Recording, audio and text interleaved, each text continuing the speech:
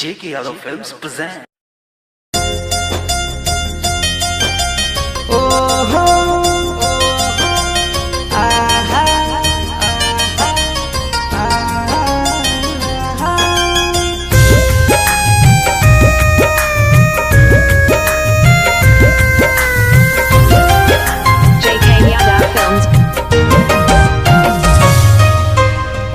मेरी किस्मतों से मिले हाथ तेरे, फिर से लगे रे दिखने लगे।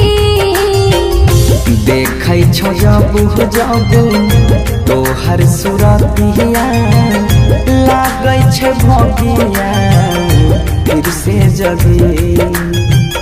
रहो उम्र भर मैं तेरी तू मेरा। जब हम बादल बन जइबो तू बारिश बन के अइहे। जब कम पड़ जाहि तब सासे तू हमरा दिल में समइहे। झिम सावन के बूंदे तू हर मौसम बरसई है। जब कम पड़ जाए तो सासे तू हमरा दिल में समई है।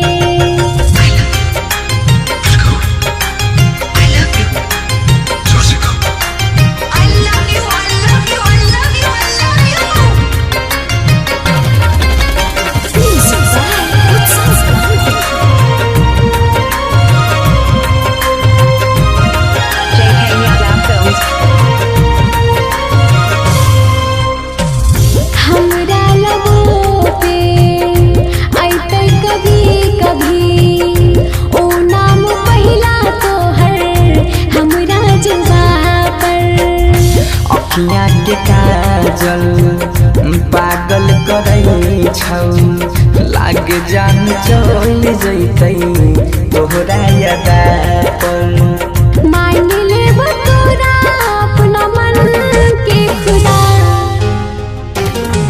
जब हम बादल बन जइबो तू बारिश बन के अइहे। जब कम पड़ जाहि तब सासे तू हमरा दिल में समइहे। झिम सावन के बूंदे तू हर मौसम बरसई है। जब कम पड़ जाए तो सासे तू हमरा दिल में समई है। J.K. Yadav Films